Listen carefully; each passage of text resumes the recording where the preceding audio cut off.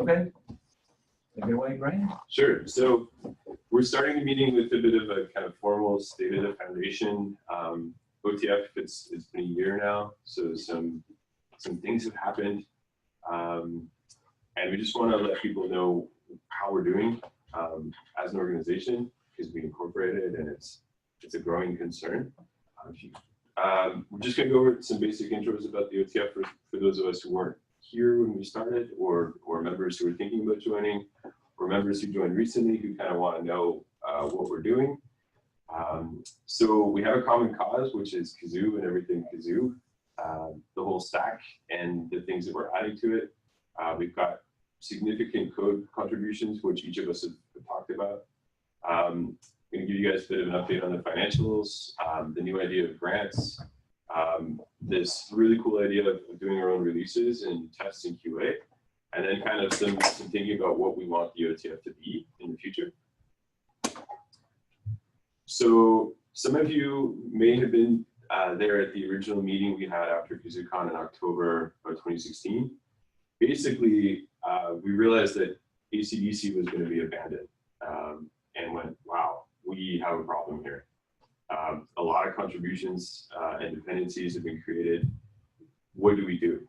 And considering the primary author, the original author of AC/DC 2600 Hertz, wanted to go in a different direction strategically, we kind of went, oh, wow, it'd be a good idea if we organize some of our resources to see who's interested in stepping in and contributing and organize those contributions. So that original conversation kind of was really organic, and after quite a few months of back and forth, we decided to put together an actual legal entity, a nonprofit. And of the original folks at that meeting in KazooCon 2016, 7 of us became the original members and became directors. I'm one of the directors. Quite a few of us are here. I think we're directors here. Dave's a director. So we have 7 to start, which is a really big number, but that was to make sure that we could get quorum and not just have enough people joining in, especially in different time zones as well. And that's actually worked pretty well. We're going to think a little bit later on about how we can make those meetings better, and maybe how we can look at having committees that decide to do things that the directors don't have to do. But really what's gone on in the last year and a half is just this ton of member-to-member support. So you guys have noticed in the Slack channel, people have problems or questions, and what we've been able to do is just be a really good community, and we've been able to support people through some pretty interesting challenges and also help guide future development. Take you to the next screen. Oh, before I move on, we were originally 7 members and now we're 11, which is a big deal. I think we had 3 joins in the last 3 months. I'm not sure when the previous one was, but it's great, we're growing. So before the OTF, things were kind of disorganized. Kazoo is an open source project. It's doing well, there's tons of adoption, but we were finding from an open source community, we weren't coordinating our releases. And so Voxer's been making tons of contributions for quite a long time. Conversant, now Voyager, was making contributions. SIP Labs, everybody knows, Mikhail, was making tons of contributions on his own and also as a sponsored developer by some of the rest of us. There are other names that should be on this list, so this isn't a conclusive list of contributors. It's just those that I put down. So please let us know if there are others out there. If we look at the individual contributors who are members of the OTF, we actually see SIP Labs for all of Kazoo is number 6. So that's a pretty significant ranking as far as code contributions. So thank you, Mikhail. And I see number 2 there, someone in the room. So popular. Daniel from Voxer. So he's at number 13 total, but we'll probably see that number go up. And then Max isn't here today, but Max works with Cameron at Voyager, and he's ranked at 15th. So OTF members are making really significant contributions to Kazoo, and we'll continue to see these numbers go up, and we'll continue to add more names to the lists. Major projects that we started on, EDR. A new project that's coming up is the global time conditions. I think Conversant's going to be working on that. Voyager's going to be working on that, mostly with Max. And Noah's been very, very helpful at helping with that spec sheet. And then Remco's announced recently a contribution around a user portal for Monster UI. Hopefully we'll get to talk about these a little bit more later on. And there's more in the works. So today, I think some of our members are going to be talking about new projects that we haven't seen yet, or we know we're going to see, but we haven't seen. So yeah, we're here and we're going to continue to contribute to Kazoo and expect more from us. So here's the financial part. It's kind of boring, but it's important. So smaller members contribute a little bit less, larger members more. We don't have any of the like gold members or platinum members yet, but we have a bunch of silvers, which means we're between, our organizations are between 1 to 10 employees, give or take. And we have 5 smaller contributors that are doing $100 US a month in membership dues, and we have 6 that are contributing $200 a month. This is an annual fee, but we break it down to make the commitment a little less challenging.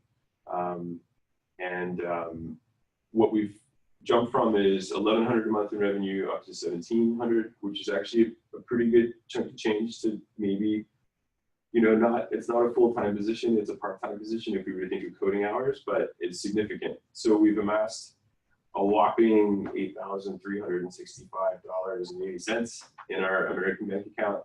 We have a little bit of cash on hand for, I think, bookkeeping we put aside. And we have an account that guarantees our MasterCard, so we can pay for things like Xero and our AWS account, stuff like that. One thing that was interesting in our directors meetings, we talked about this idea that as a nonprofit, we're supposed to spend our cash right away, and we have an obligation to spend it as quickly as we can. And I found out recently, I was speaking to a lawyer this week who does nonprofit work, and the answer is no, it's not what we're supposed to do.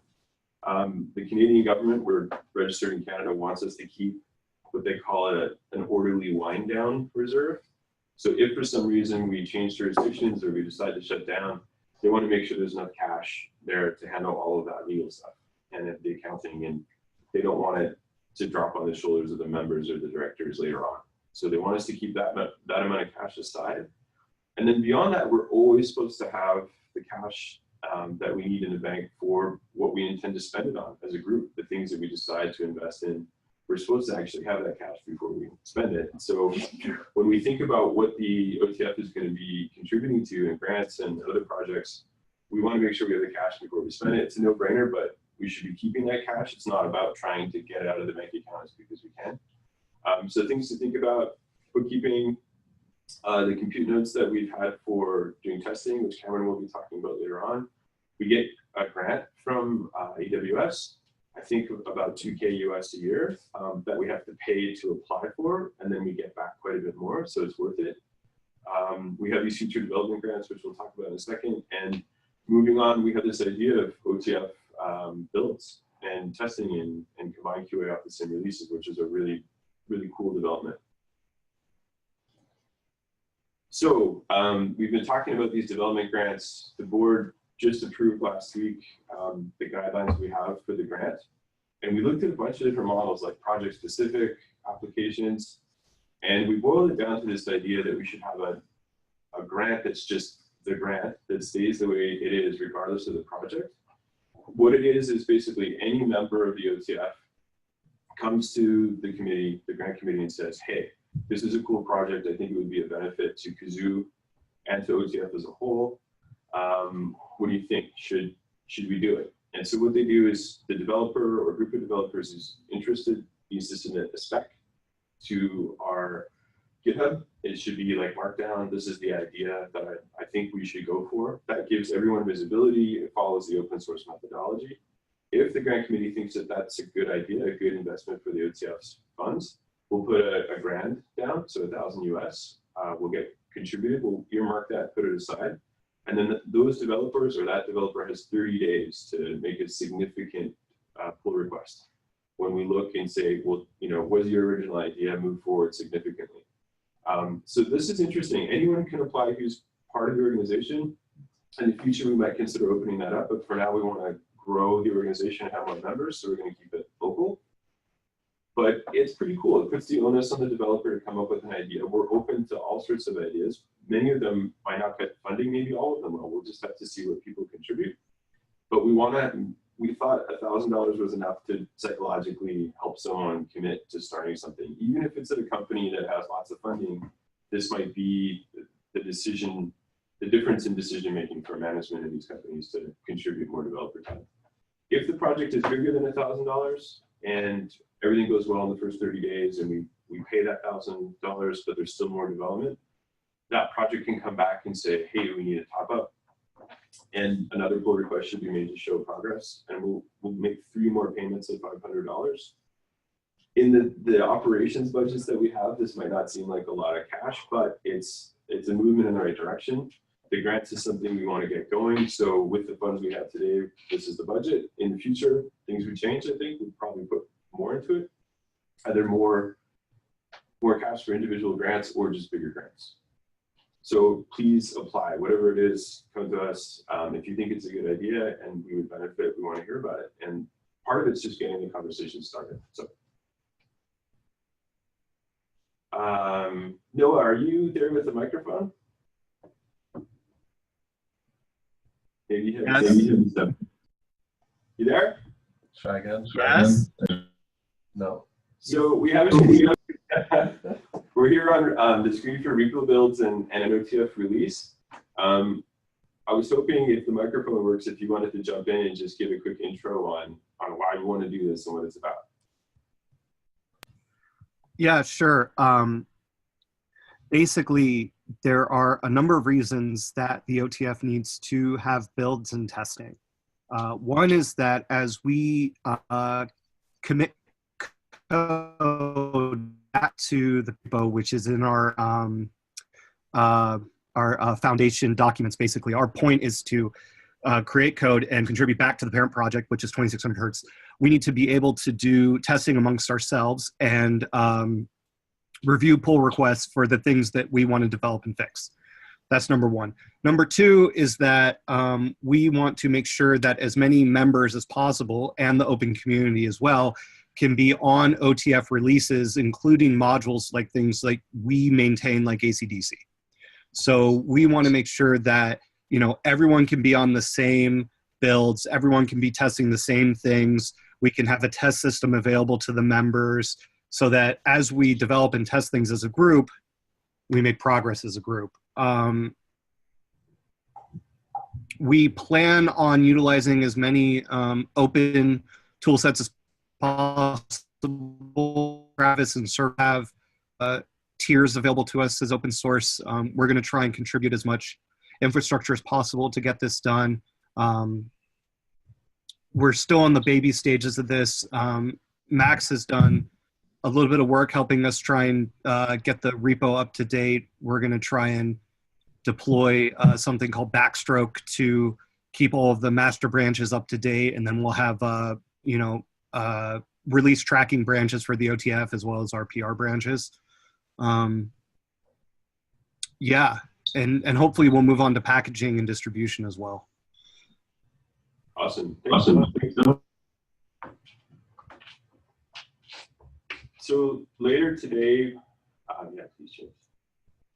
Later today, we're going to have a kind of open group discussion on what the OTF could be doing, where we are in the future. And I think one of the things that we've realized as a board and as a group is that kind of the sky's the limit. We should open ourselves up to thinking about what the OTF could solve as far as problems. Maybe we haven't thought of them already, right? We're just 7 people, some of us jumping into meetings, sometimes not. And yeah, we have the channel going, but now that we're in person today, we're going to have an open discussion this afternoon about what the OTF could be doing. So we'd really like to hear from anyone, no ideas or bad ideas.